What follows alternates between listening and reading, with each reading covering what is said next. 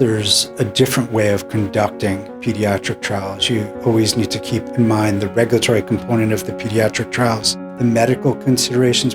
Some examples of high-touch things that we would do from pediatric studies. From the beginning, talking to the advocacy groups and talking to the patients and caregivers of these pediatric studies to understand the disease better before even getting started. Getting that feedback early on how to conduct the study and getting that feedback on the study design. Working with the sites, getting feedback from them around both the design of the study, but what it takes to get the patients through the study. When designing a pediatric trial, you have to make sure that it's feasible for them to do what they're being asked to do. Then also thinking about how you gamify the study. You need to think about making the trial, for lack of a better word, fun for them.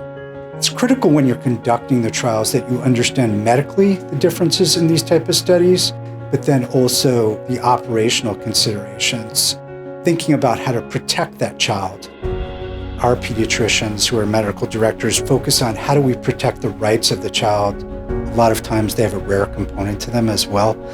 The team has to be really flexible in their approach to pivot around the design of the study, taking that approach where it's not the same approach you would do for an adult study or a pediatric study. That's something that's key. The other thing with pediatric studies that you have to keep in mind is you're enrolling not just the child, you're enrolling the family unit. And it's one of the keys to conducting pediatric trials to reduce the burden as much as possible on the families.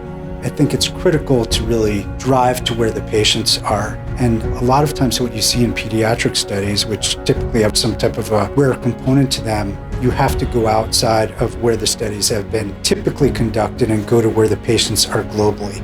The other thing is, as you go through it, make sure that we're partnering with our clients to keep the end in mind. It's key that we actually have pediatricians on staff, which Cadia does have, but we also have the directors who understand operationally how to do it. We've got a whole training program at Cadia on really how to conduct these pediatric studies, all the way through operational to medical considerations to regulatory considerations are all in place. And everyone who conducts a pediatric study will do these trainings that are housed at our learning center. I think a lot of times what I find with my teams that work on pediatric studies, it resonates with them because they have families themselves. I think it's almost an altruistic thing if you think about it like that, and it gets you up in the morning and they want to help these pediatric subjects because they feel like they're doing something good.